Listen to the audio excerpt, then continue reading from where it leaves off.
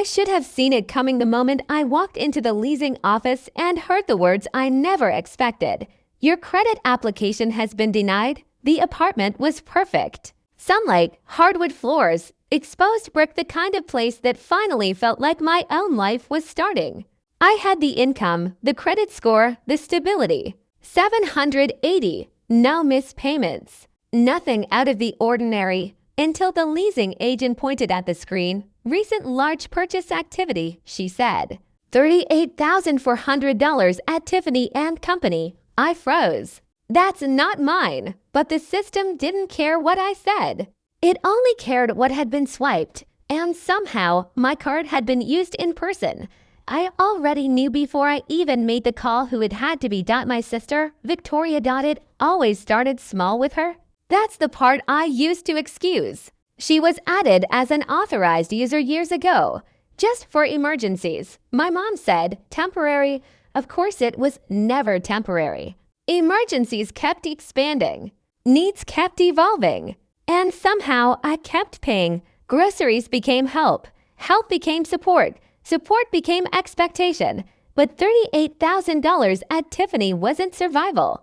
It was a diamond engagement ring. When I called the credit card company, they confirmed it immediately. In-person swipe. Signed. No flags. No hesitation. Legally, it still counted as mine, which meant I was responsible for it unless I challenged it. The fraud specialist didn't sugarcoat it. If I disputed it, it could become a federal case. And I already knew what that meant. This wasn't just family drama anymore. It was law. When I got to Victoria's apartment, Marcus opened the door like nothing was wrong, grinning, pulling me inside like I was part of the celebration. And there it was, on her hand. The ring, 3 carats, platinum, the kind of thing people don't accidentally buy. Victoria was glowing. Marcus looked proud, and I felt something drop in my stomach because I realized they didn't think they had done anything wrong. They thought they had just used my money like it was normal. Like it belonged to them. In the kitchen, I tried to explain it calmly. That purchase just destroyed my credit utilization. I said, I can't even rent an apartment now. Victoria blinked. But you'll figure it out. That sentence hit harder than the charge itself. You'll figure it out, like I always did. Like I always was supposed to. That was when I understood this wasn't a misunderstanding. It was a pattern. So I made a decision I'd avoided for years. I stopped absorbing it. I filed the fraud report. First with the bank, then with law enforcement, and once I did, everything accelerated faster than I expected. Victoria didn't understand at first. Neither did my parents. To them, it wasn't fraud. It was family. That word was used like a shield, like it erased consequences. But the FBI didn't see it that way. They saw a signed receipt, a card used without explicit permission, a $38,000 transaction that crossed a legal threshold. And legally, that threshold changes everything. When the agent told me it could lead to federal charges, I didn't feel relieved. I felt the weight of it, because consequences don't feel clean when they finally arrive. They feel final. The interview came first, then the evidence review, then the confirmation. Yes, unauthorized use. Yes, knowledge it couldn't be repaid. Yes, pattern of prior misuse. I didn't need to say much after that. The paper already said it for me. When Victoria called me crying after the warrant was issued, she didn't sound angry anymore. Just scared. Please, she said.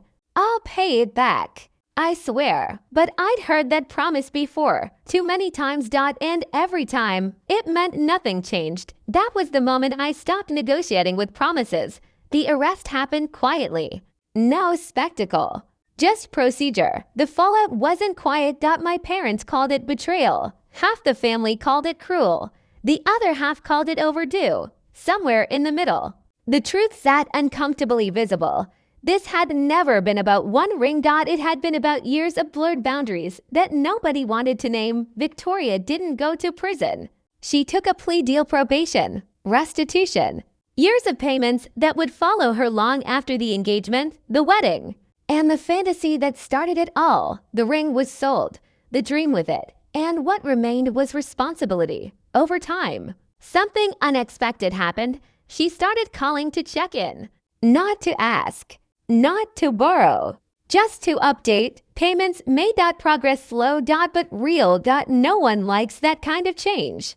It's not dramatic. It doesn't erase the past. It just forces honesty where denial used to live. My parents never fully accepted what happened. Some people never do to them. I broke the family to me. I stopped being the family ATM. There's a difference they never wanted to understand. Eventually, I moved into a smaller apartment.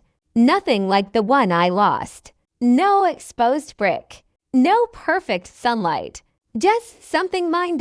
And for the first time, that mattered more. My credit recovered. My finances stabilized.